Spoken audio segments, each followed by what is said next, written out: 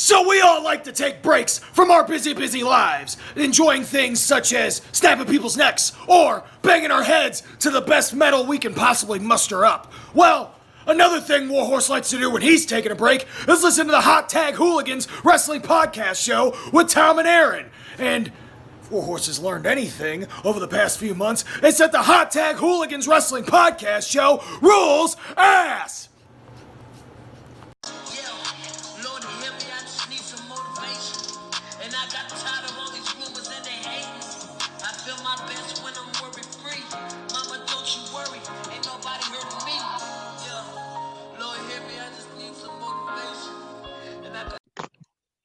Welcome, everybody, to the Hot Tag Hooligans Wrestling Podcast Show. My name is Aaron. Joined with me tonight, as always, is Tom. Today, we have a very special guest. It's Akira. Akira, how's it going? Laying in bed, man, not moving. So, you told us that you have a few injuries right now due to a couple of matches that you've had recently. So, what's actually injured on you right now? Let's see. The week before this last weekend, I wrestled a match and took a move where my legs snapped over the ropes, and that was kind of my bad. I should have specified we should have put a door or something there. So it messed my left knee up, the back of my left. It's just more muscle damage than anything. It's not anything bad.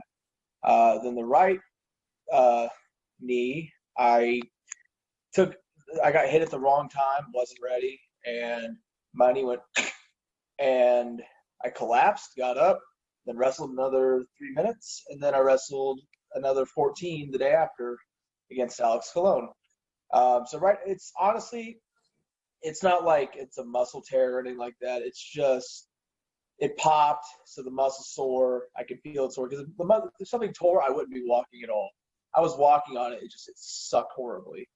Like that night against Alex Colon, both of my legs were wrapped. Like someone joked that I'm like deathmatch Sakuraba, and as soon as they made that joke, I had to wrap both my knees up like Sakuraba did.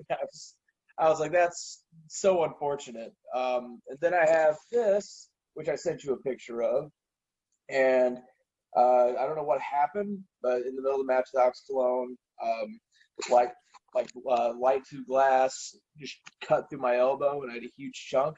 Like, it looks like a little mouth, and you can see the muscle underneath. So I just glued that up, and in 2-3 weeks, I'll be good to go again. You mentioned Sakuraba, which is kind of interesting because when I look at your career so far, for myself, I was always a big wrestling fan growing up. But in the early 2000s, I received a VHS tape called The Best of Japan of the 90s. And on that tape, I was able to finally watch Misawa versus Kawada from 1994, which some people rate as the greatest wrestling match of all time. My perspective of professional wrestling at that time totally changed after I got into watching Japanese wrestling. Two of your big idols are Shibata and Minoru Suzuki. Mm-hmm. And when you talk to a lot of people here in the U.S., they're always based upon, their favorites and stuff like that growing up are American-style wrestlers. So talk to me a little bit how those two gentlemen captured your eye more than the American style. Because I feel like those two were, unlike, say, a Dean Malenko, where Dean Malenko is very good, a Shibata and a Suzuki, they're so good at wrestling that they have an intimidating presence through their wrestling. They don't have to talk, which they can talk. If you watch their backstage promos, they're very eloquent. They speak very intelligently. But through the way they wrestle, they get more character out than anybody else can through a promo. I can watch one Minoru Suzuki match and just be like, yeah, I understand everything about that man. So when he's cutting a promo in Japanese, I can be like, okay, he's probably saying something evil, talking about murdering someone. Go get hit. One of my favorites is go get hit by a car when you read the English translations. And then you have the Shibata ones, which are very methodical about the philosophy behind the style of the other wrestler that he's wrestling. Those two just stuck out to me because, one, they both had legitimate MMA background. People don't know Suzuki basically helped with Masakatsu Funaki, started Pancrase, which basically became MMA as we know it, morphed into Pride, which then you had UFC, all that jazz. You wouldn't have like a Ken Shamrock if you didn't have a Minoru Suzuki, essentially. But it's those guys that they secret danger without having to say it. And when they do say it, you go, oh God, that like I don't know if we can curse on this show, Oh but yeah. you're like, fuck that. Don't want to be in the ring with that dude. And my issue with American wrestlers is like, yeah, they're big powerlifting dudes, but I never looked at like powerlifters as scary. I'm like, okay, you lift a lot of weights. That doesn't mean shit to me. Especially now we are in the age of mixed martial arts. We know that okay, you can lift, but if you lift that big, you're not very mobile. You're not very agile.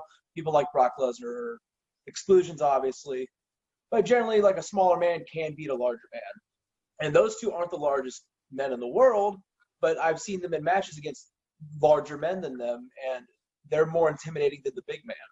Like I watched Suzuki versus in like some 6-man at like Ring of Honor, and Suzuki just straight up got like I forget what his name is, but he's a really big dude, and he just straight up got power drive and held him for like a minute, and the crowd was just eating up, just held him, and then dropped him. And that dude was more intimidating than the guy who was like 300 pounds, 350 pounds. That's what I don't care about size. I don't care about, you know, oh man, that guy lifts so much weight. That guy's so shredded. Don't care. No, I'm not interested. I'm not intimidated, but like I would be more intimidated by someone like Masashi Takeda than I would 99% of the American Indies. The dudes that scream killer without having to say it. Muscles don't mean shit to me. So is that something that you look at for your character and things that you want to represent? Is that how you kind of got into the style that you work the most? I like to think that I learned through them how to have fire, because whether people believe it or not, like Suzuki and Shibata, there's always like different kinds of fire that a wrestler can have. You can have like a Bret Hart fire, which is like, you know, white meat, baby face fire. You have the Shibata fire, which is that not arrogant, but it's very rebellious. Then you have the Suzuki fire, which is I'm going to hurt you. You're pissing me the fuck off. I'm going to break your leg fire. Like I wanted to have that kind of fire where it's like I can envelop that viciousness, that anger, that rebelliousness, but I can also be a really great baby face through it. And it really helps in death matches too, because especially in the American Indies, I stand out in the death match scene, but through the death matches and even in regular matches, I stand out because who else has scars all over their body like me in normal matches? And then who else works a style like I do? Not many. But I'd say it's through them that I kind of delved into that more nuanced style of character, the more nuanced style of storytelling. Because through them, that's how I got into the Takedas, the Kasais, the Tamuras, and just fell down that rabbit hole. Like there was a match with like Minoru Suzuki and Yoshiaki Fujiwara from Big Mouth Loud in the early 2000s. And remember, like Fujiwara was old already, like in the 90s. So in the 2000s, he was old, and he had just that same level of intimidation factor as Suzuki, but instead of like rebellious, spit in your face, he was old, angry, pissed off man. And I was like, oh, I can appreciate that. It was that same thing. It's that same allure that like Kawada had of like, oh, he's just angry. He's gonna start kicking the shit out of me. All right, he's kicking the shit out of me. So when you're going through your training, you finally decided you want to be a professional wrestler. Even though that some of the Japanese people talent were your inspirations in some ways, did you feel like that you were going to go down the hardcore bloodbath type career, or did you figure you would kind of incorporate that a little bit and be sort of like a Kenta or a Marufuji? I've always wanted to be a hard-hitting grappling submission guy. That was always my shtick. If you watched all my matches from my first year up until I started doing death matches, I was working a very Shibata, Kenta-esque style. I can do some flips. It was just never something that appealed to me. It still doesn't. I didn't want to do death matches. It fell into my lap. And then I found out I was really good at them. Even then, like, I fell in love with them like 2 months before I ever started doing them. Like, so it was a very like jump in the water, like go in head first. I watched Alex Colon and Jun Kasai at TCWs. They said it couldn't be done. And that was the first like death match where I watched. And I was like, oh, there's like that pro wrestling beauty that I always liked in the Japanese style, that higher art form. It was there. I never saw it because normally you see a bunch of the hack and slash guys, which a lot of people do, and it just leaves a bad taste in your mouth. And it was through that show, like, I mean, after the show, like on the way home, I was nursing like the gusset holes in Alex's head, and he was like, "Don't do death matches, kid. Stick to normal wrestling." Little did I know, 2 months later, I was gonna get thrown in the middle of a Mexican ring, having my first death match with two guys that didn't speak the best English, and one guy that I knew. It kind of happened, but through that, that's how I met the people like John and Reed and the Rejects, and I became a reject. It's through that I became a harder hitter. I became much like I used to be kind of scared when it came to wrestling people. Now, like, you see me in the ring, I don't give a shit. Like, I don't care who you are. If Nick Gage is across from me, I'm not gonna be scared. I'm gonna get in his face just as much as he's gonna get in front of mine. And not many people do that. Many people, when they get in the ring in front of him, especially in deathmatch mode, they'll cower. I feel the same way with Takeda and Kasai. A lot of people just think that they can go out there and hang with them. When the glass is flying, the scissors come out, they're gonna go, "Oh no, me." I'm just like, let's do it. Let's go, bro. I don't care. Fuck you. Fuck me. Let's go. But that kind of translates even from death matches in my normal matches, because you'll see me just like start headbutting a dude in a normal match, and people will be like, "Oh my god, that ain't fake." I start like kicking and palm striking the piss out of people, and you hear like the slapping. You're like, oh. Like it translates over whether people realize it or not, because you can watch Nick Gage in a normal match and you're still getting the same hard-hitting, like, rebellious gang leader that you'd get in a death match. Just there's not blood, and you don't have like blood hungry Nick Gage in front of you. When you're going through the preparation for an actual death match, is a lot of it just winged out there on the spot in the middle of the ring? Or do you guys really sit out and plan a lot of that? And if so, has there been a lot of instances where you're like, not doing that one tonight? I don't know how much I want to like reveal from that. I would say the matches that I have worked, the fights that I've had, it's been very much the pro wrestling first, and all the stuff is added in. Sometimes it's just like any other match. Some people do things some way, some people do things different. And I'm lucky I'm that kind of guy where I can do anything that they want. If they want to work a thing of, hey, we're going to go out there and have talk about everything, cool. Hey, we're going to go out there and not talk. Okay, cool, man. I can do either or. It just depends. Some people want to go out there and have a car wreck. Like some people will go out there and be a Schlack, and some people will go out there and be an Alex Colon. That's the polarity between the two. It's not an idea of, once again, hack and slash. We're not just going out there and hitting each other with shit anymore. Even Schlack doesn't do that. Schlack is a very good wrestler. I mean, that's just what it is. I don't want to go into it too much. It's just the art form is still pro wrestling. Take with that what you will. So what do you find yourself trying to do mentally to prepare for these kind of matches? Or is it just in your nature to just go out there and do it? It just depends. If it's a match I'm really hyped up about, you'll see me in the back. And someone I know, Scotty Cerriti, he does a lot of commentary for like shows in the East, and some of the Midwest too, like unsanctioned.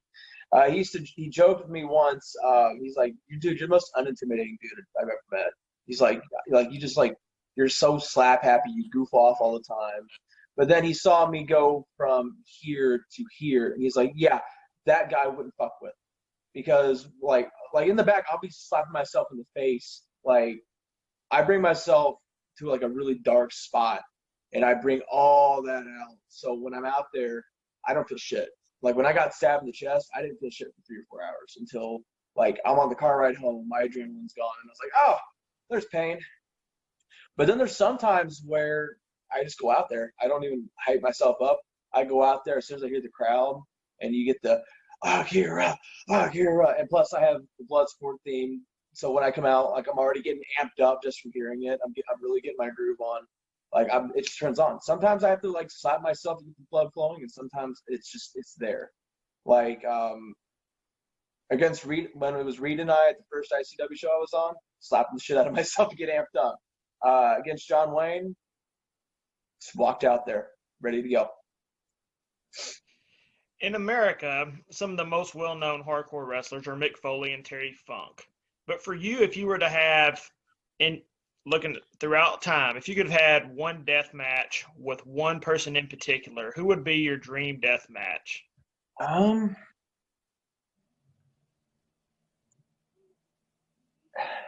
It just depends style-wise, because I'm also one of those guys where I don't have one favorite wrestler. Like you said, I already have Suzuki and I have Shibata, but you throw Kasai, Takeda, Nakamura, Inoki in there. Like very wide list.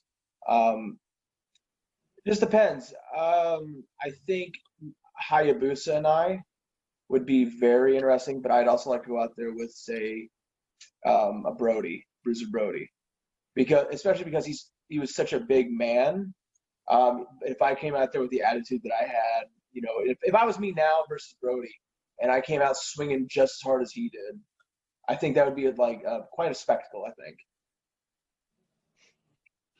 I like that. So if you're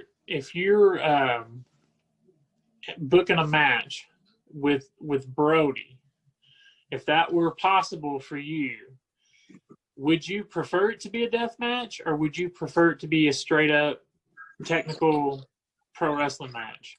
You can do both. You can do both. I mean, if you watched Eric Ryan and I, you watched Alex and I, hell, if you watched, there's a match from Big Japan, because they have there's the G1 that New Japan has, right?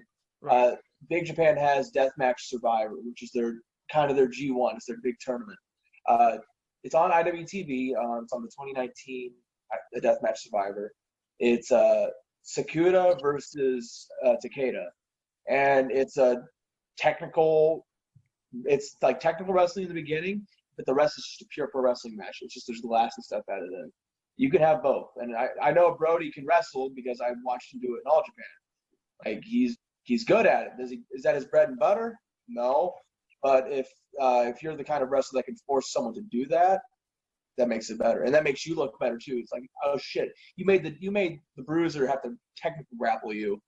Like that puts you on a level that other people don't. Because if it was anybody else, he'd go out there and just punch, kick, punch, kick, punch, kick, knee drop, pile driver. Oh my God, I made him have to work a whole. Why? Because I'm overwhelmed.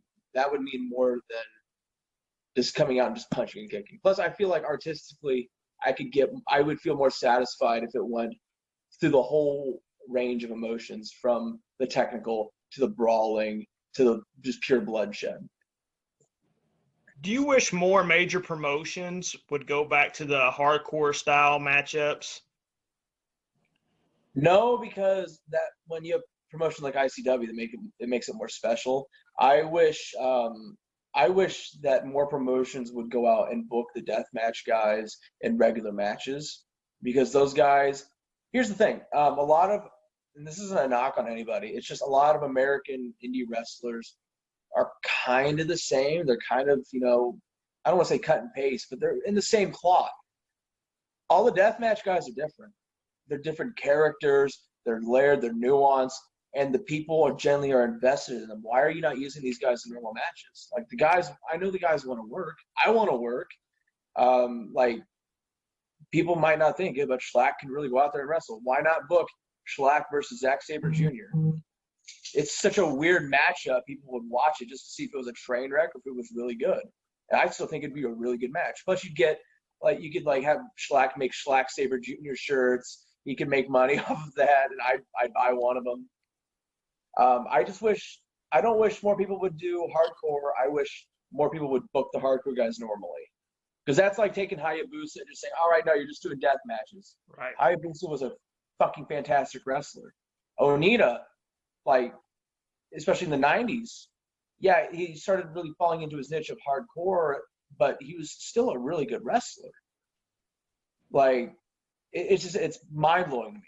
And I wish that someone on national TV would have the balls to actually start booking death matches. Because if they started booking death matches, it's so shocking that it would get those fans that are like kind of turned off to how like white meat TV wrestling is. Oh my God, there's blood, there's guts, there's people cursing, people covered in tattoos. Like Schlack on national TV, that's money. Come on, it's money.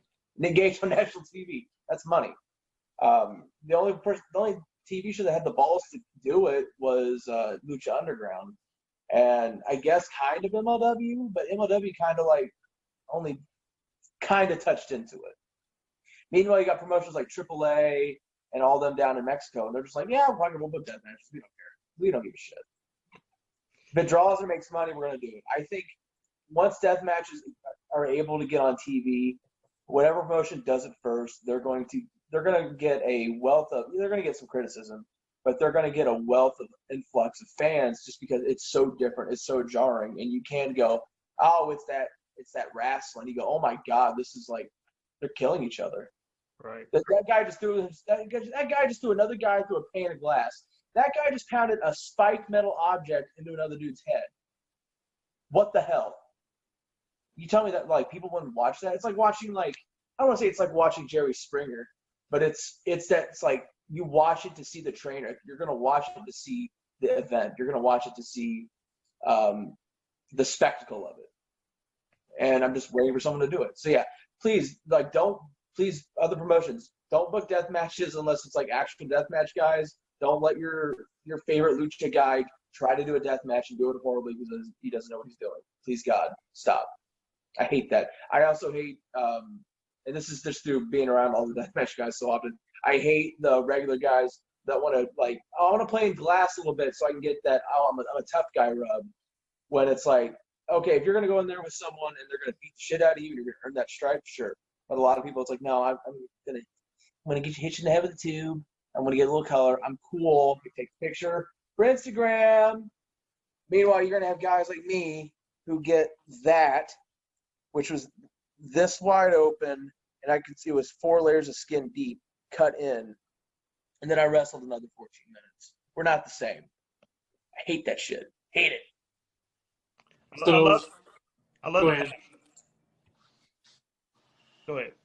So I feel like the WWE is probably one of the worst at trying to book a quote-unquote hardcore match in 2020, whether it's TLC or whatever, and it's absolutely lame.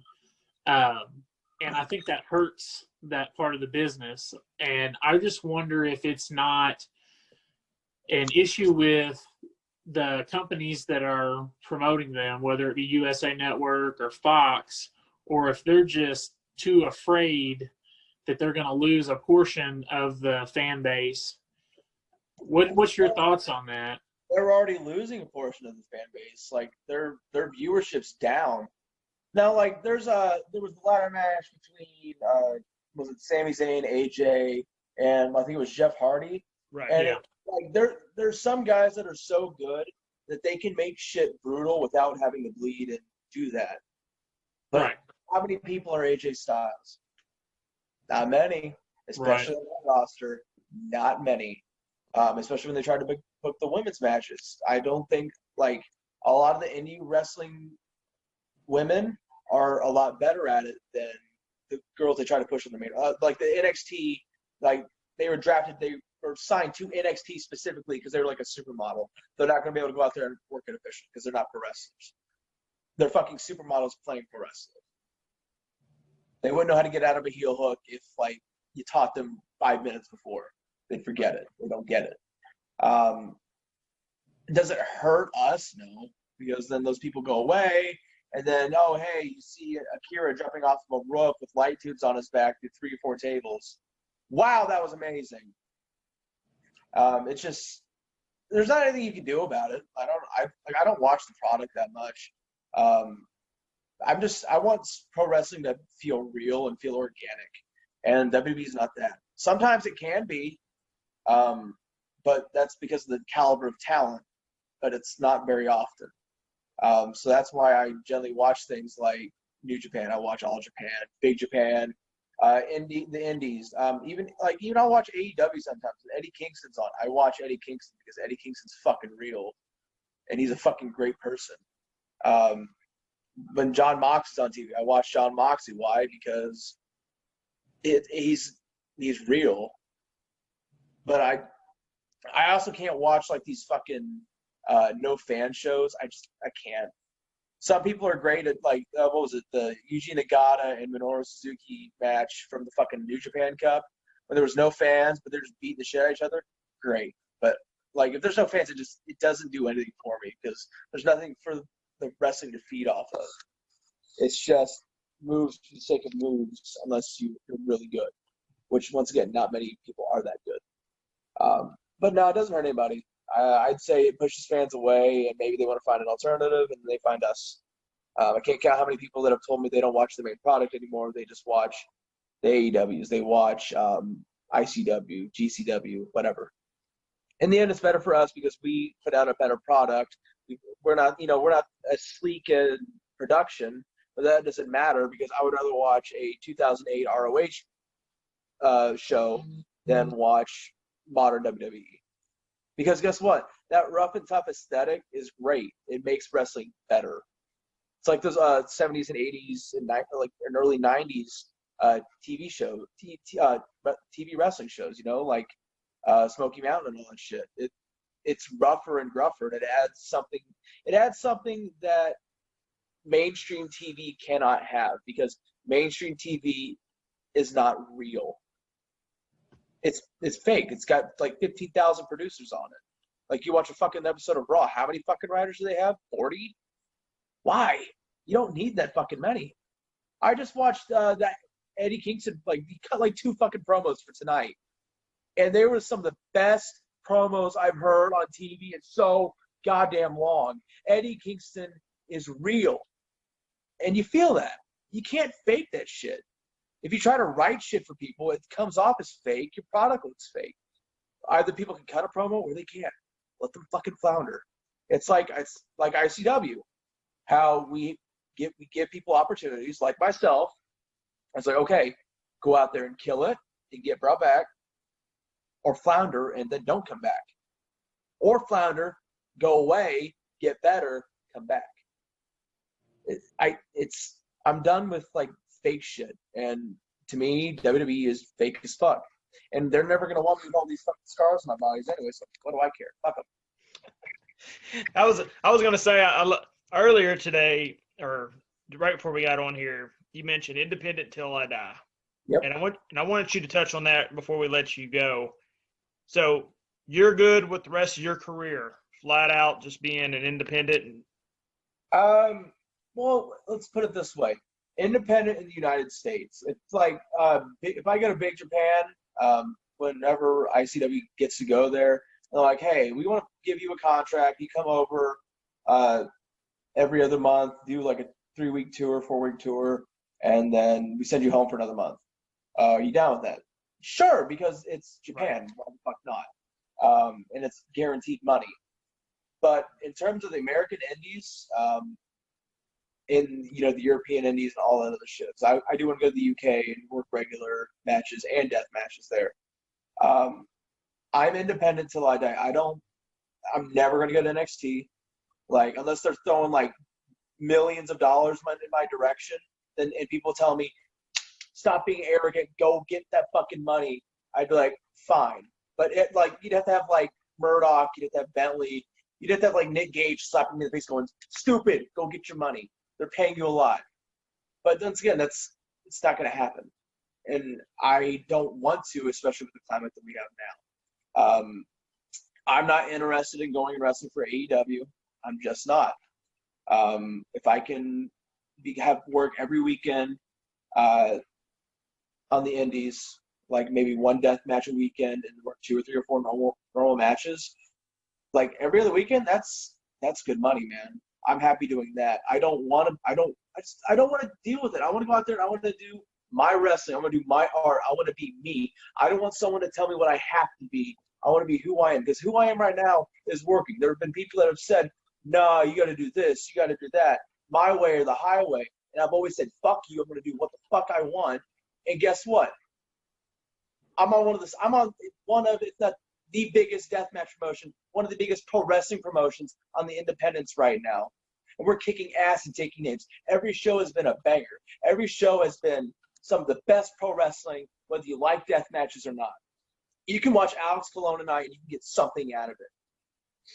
You can watch Homicide and John Wayne Murdoch and you can get something out of it. I believe that shit. You can watch, hell, Brett Eisen, Nolan Edwards, no death match at all. They had an All Japan match. If you can't watch it and get something out of it, you don't like pro wrestling. I'm not going to be the independent guy if I say I do become the biggest independent star, I'm not going to go and be like, "I'm the big independent star. Please give me a contract." I'm like, "Nah, man, I'm riding that and I'm sailing on that shit till I'm dead, till I'm done." I want to open up a school. I want to do that shit maybe when I'm in my late 40s and 50s. But like, say I got that IWTV title, right? I'm not going to beg and panhandle to try to go on fucking AEW and lose. Right. Make independent wrestling look bad.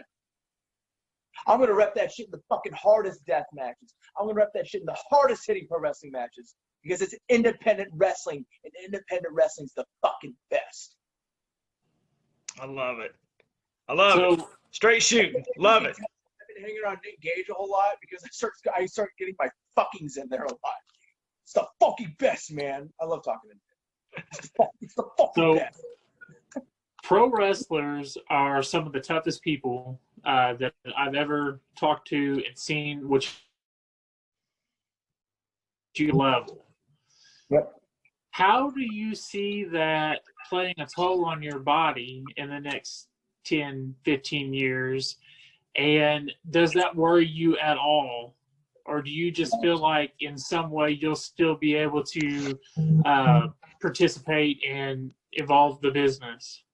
All right, you can take a cut here.